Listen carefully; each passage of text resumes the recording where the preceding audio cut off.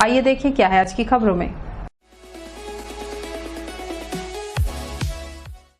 कोरबा के निषाद केवट समाज को राजस्व मंत्री जयसिंह अग्रवाल के विधायक मत से 12,43,000 रुपए की लागत से बने सर्व सुविधा युक्त सामुदायिक भवन की सौगात प्राप्त हुई है।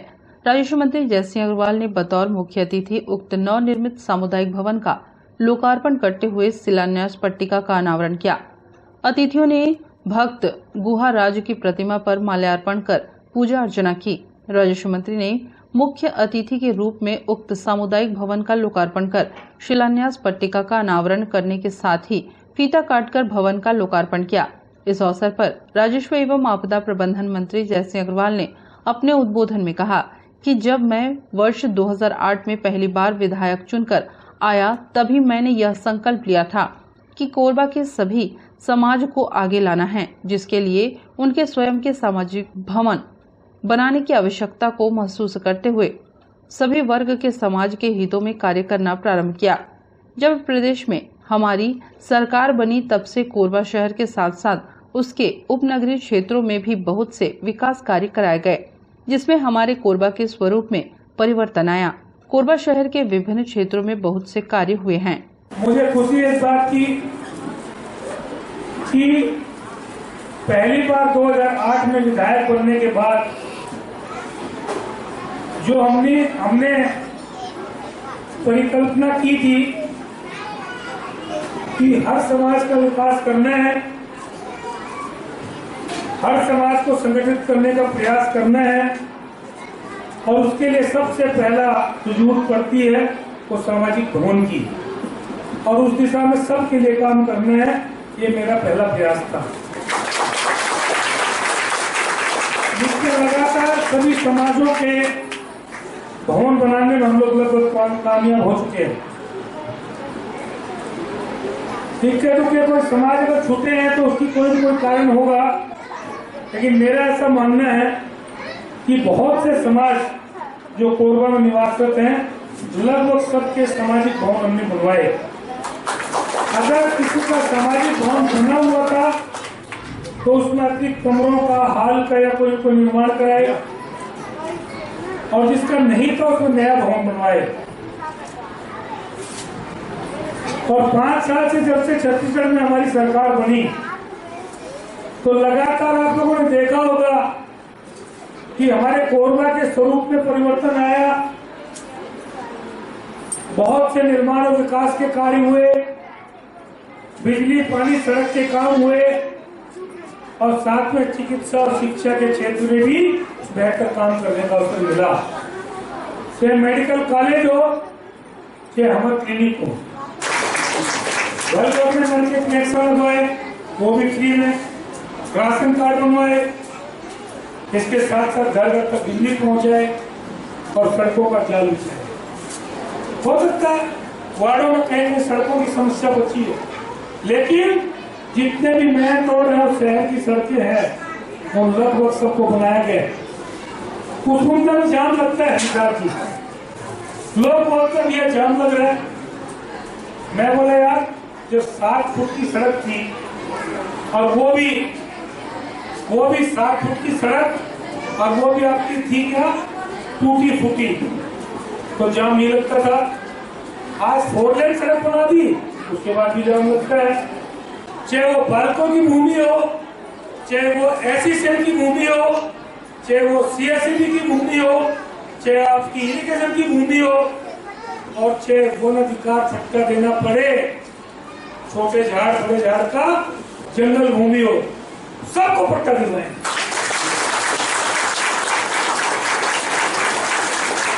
परसों ही कलेक्टर ने मीटिंग लेके घोषणा की है कि 15,000 पट्टे बांटे जाएंगे, और मेरा दावा है 15,000 से ज्यादा पट्टे बांटेंगे, क्योंकि कलेक्टर साहब ने भी उनकी जो तत्कालीन व्यवस्था उसके बाद उसके लिए बोला है।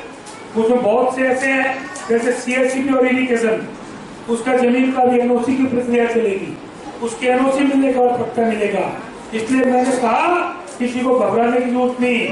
जो झुग्गी झोपड़ी में निवास करते हैं, जो सरकारी जमीन पर निवास करते हैं, उनको सबको पट्टा मिलना है। नमस्ते कोरबा न्यूज के लिए अजय अग्रवाल के साथ रामकुमार यादव की रिपोर्ट।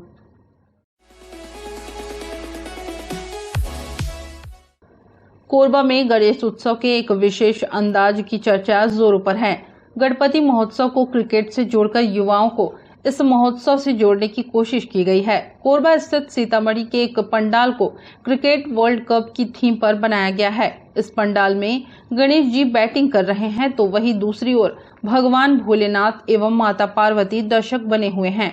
इसके अलावा गणेश जी के वाहन मूसक राज बॉलिंग कर रहे हैं। गणेश उत्सव समिति के सदस्य संदीप अग्रवाल ने बताया कि हमारा प्रयास रहता है कि हर साल कुछ अलग किया जाए और विभिन्न प्रकार की झांकियां बनाई जाए, जिससे कि आने वाले श्रद्धालुओं को आनंद की अनुभूति हो।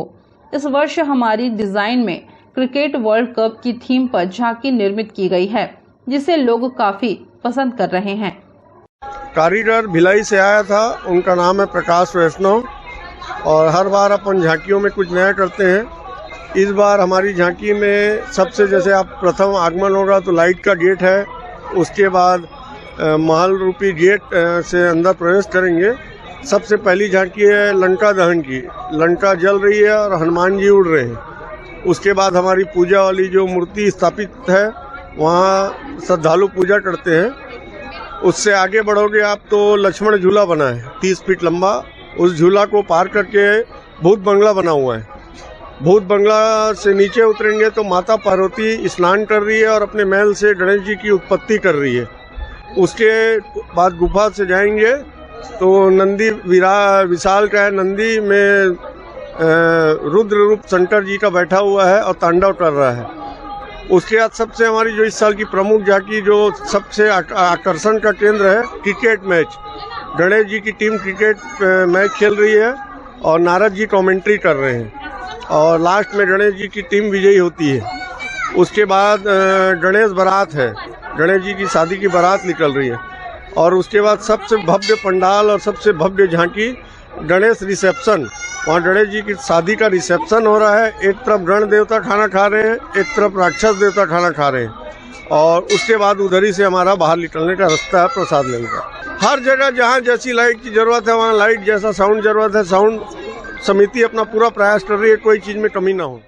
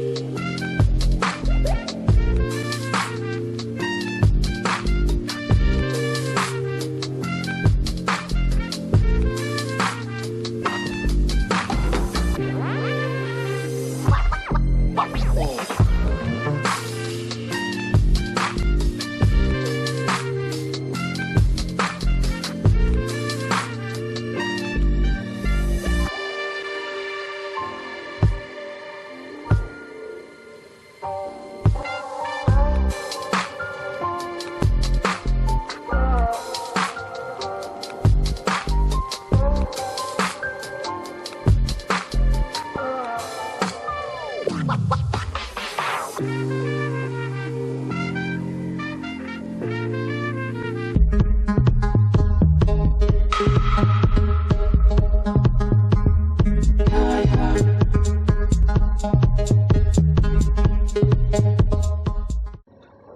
कोरबा न्यूज के लिए अजय अग्रवाल के साथ ममता साहू की रिपोर्ट।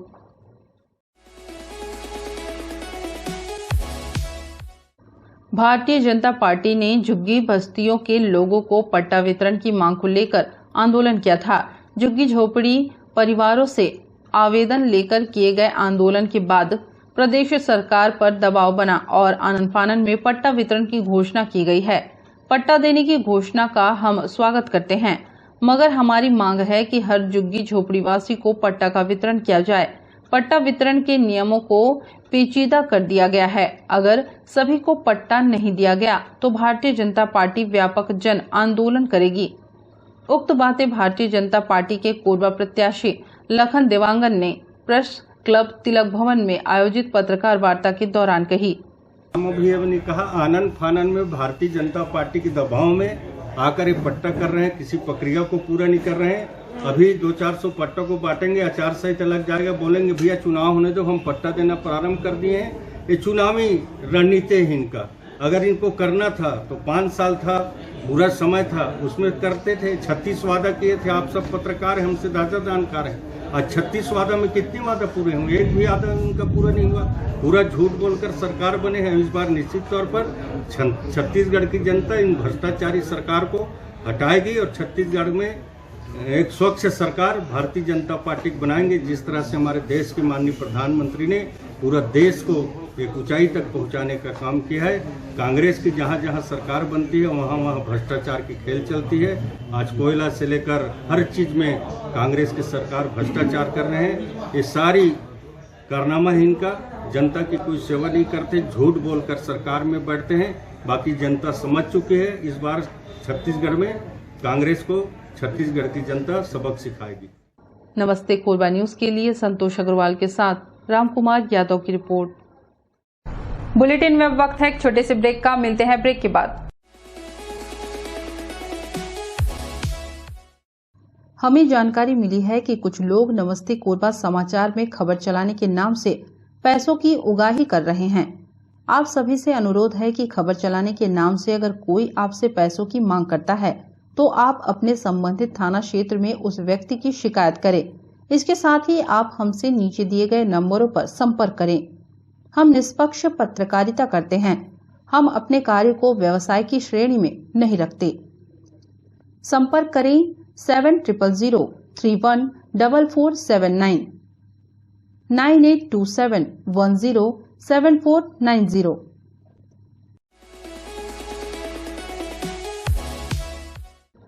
शहर के पश्चिम क्षेत्र के निवासियों ने CSEB HTPP के जूनियर क्लब में राजस्व मंत्री जयसिंह अग्रवाल का आभार जताया। एक कार्यक्रम का आयोजन कर लोगों ने मंत्री को बीते 5 वर्ष में हुए विकास कार्यों के लिए धन्यवाद दिया। इस अवसर पर पश्चिम क्षेत्र में जो विकास कार्य हुए हैं उनकी जमकर चर्चा रही। लोग आपस में यह बात कर रहे हैं कि जो काम कई साल से अटके हुए थे उन्हें पिछले 5 साल में प्राथमिकता के साथ कराया गया है।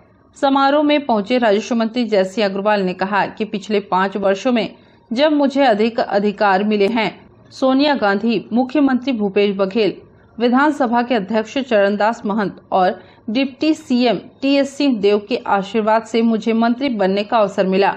तब से खास तौर पर पश्चिम क्षेत्र में कई काम कराए। दर्री वासियों की जरूरत को महसूस करते हुए नया तहसील बनाया गया। अब उसके भवन की स्थापना भी हो चुकी है। हर घर बिजली, हर घर नल कनेक्शन के साथ ही सड़कों का विकास किया गया है। क्षेत्र में जो विकास कार्य अभी बड़ी तेजी के साथ हुए पिछले 5 साल में, हर घर में बिजली, हर घर में पानी, हर घर में राशन कार्ड, रोड की जो समस्या थी वो आज आने वाले समय 25-30 सालों के लिए मेन रोड बन गया है, तो उसकी समस्या नहीं आएगी।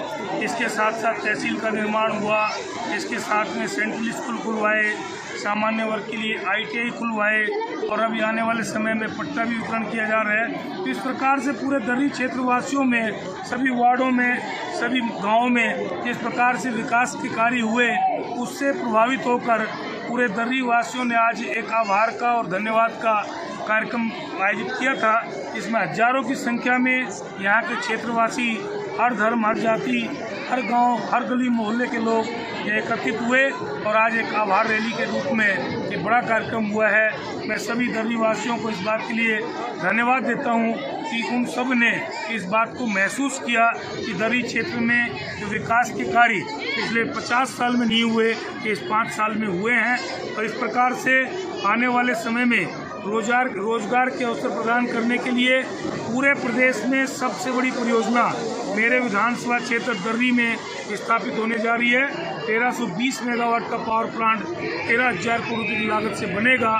तो दर्री क्षेत्र में हर नागरिक को उसका किसी न किसी रूप में लाभ मिलेगा, चाहे मजदूर हो, किसान हो, गरीब हो, दुकानदार हो, नौकरी करने वाला हो, चाहे युवा वर्ग के लोग हों, चाहे महिलाएं हों, सबको कुछ न कुछ उसका लाभ मिलेगा।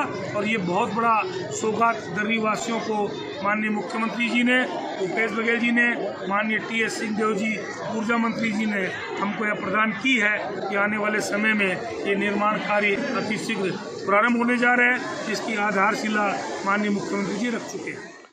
नमस्ते कोरबा न्यूज के लिए अजय अग्रवाल के साथ संतोष अग्रवाल की रिपोर्ट।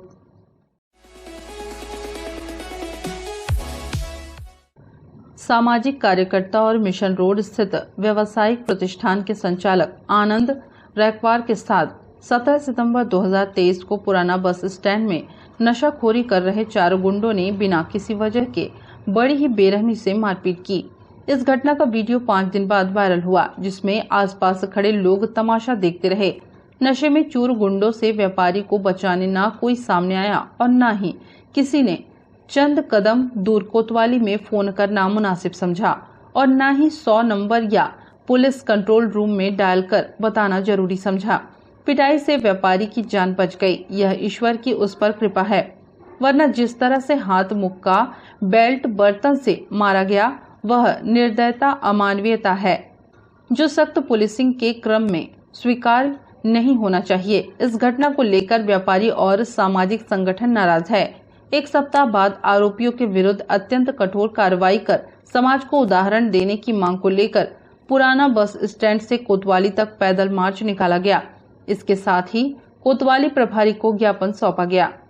जैसा कि आपको पता है, 17 तारीख को रात में 9:30 पौने 10 बजे हमारे व्यापारी फैंसी स्टोर्स के संचालक आनंद रैकवार जी के साथ बस स्टैंड में मारपीट हुई थी। बेवजह उनको असामाजिक तत्वों द्वारा मारा गया और इतनी बेरहमी से मारा गया। वो तो जब मीडिया के माध्यम से वीडियो आया तो पता चला कितनी बेरहमी से मारा गया है। तो उसके बाद जनता आक्रोशित हुई और आज ही हमने chamber of commerce, GCI Korba central, lions club, Agrawal Samaj, Jain समाज, गुजराती समाज, ऐसे राजपूत क्षत्रिय समाज, ऐसे सब लोगों की एक बैठक की और वहाँ से हमने पैदल मार्च, सरस्वती शिशु मंदिर में बैठक हुई थी, वहाँ से पैदल मार्च करके कोतवाली आए और TI साहब को ज्ञापन दिया। हमारी यह मांग है कि जो अपराधी हैं जिन्होंने इतनी बेरहमी से आनंद रैकवार को मारा, उनको कड़ी से कड़ी सजा दी जाए और जेल भेजा जाए। अभी पता चला कि वो 2 दिन उनको गिरफ्तार किए थे, 2 दिन में मुचलने में छूट गए। ऐसे में तो असामाजिक तत्वों के हौसले बुलंद हो जाते हैं और शहर में शांति भंग होती है। तो इसलिए हमारी ये मांग थी कि उनको कड़ी से कड़ी सजा दी जाए। जिस दिन आनंद के साथ मारपीट हुई उस दिन तो उसकी हालत इतनी खराब थी कि उसको एक आंख से दिख ही नहीं रहा था और आज तक नहीं दिख पा रहा है उसको एक आंख से। तो आपने वीडियो भी देखा होगा, तो उसके मुंह में ही मुक्के से और जग से, बेल्ट से, रॉड से, नहीं मालूम किस तरह से बेरहमी से उसको मारा गया है, जैसे किसी अपराधी को मारा जाता है, किसी पुरानी दुश्मनी में मारा जाता है। कोई दुश्मनी नहीं, कुछ नहीं, बेवजह सिर्फ वो दारू पी रहे थे और इसने होटल वाले को बोला भैया तू घर चले जा, उतनी बात पे वो नाराज होकर इसको मार दिए बेचारे को। TI साहब ने बताया है कि मुलायजे की रिपोर्ट आ गई है और इस रिपोर्ट के आधार पे हम उस पर सख्त से सख्त धारा लगाएंगे और 1-2 दिन में ही उसकी पुनः गिरफ्तारी होगी। हमारा जो विषय है, हमने ये निर्णय लिया है कि मंगलवार को जो 7:30 बजे बस स्टैंड में हनुमान मंदिर में आरती होती है, उस आरती में ही हम सब शामिल होंगे और 8 बजे तक आरती के पश्चात समीक्षा बैठक होगी। अगर उस समय तक नहीं होगा तो उस समय जो भी बैठक में निर्णय होगा उसको बताया जाएगा। नहीं, देखो, हैं तो शहर के ही बच्चे और मैं तो आपके माध्यम से उनके परिवार से विनती करना चाहूँगा कि इस तरह की घटना करने वाले बच्चों को आप प्रश्रय ना दो। थोड़ी बहुत सजा काट के वो आएंगे तो अपने आप सुधर जाएंगे, नहीं तो उनको बेवजह आप छुड़वा देते हैं और फिर वो उनको बल मिलता है और इस तरह घटना वापस पुनर्घटित होती है। नमस्ते कोरबा न्यूज के लिए अजय अग्रवाल के साथ रामकुमार यादव की रिपोर्ट। न्यूज के इस बुलेटिन में बस इतना ही। न्यूज अपडेट के लिए जुड़े रहें हमारे YouTube channel, Facebook, Telegram, Instagram, Twitter को सब्सक्राइब, लाइक, कमेंट करना ना भूलें। नमस्कार।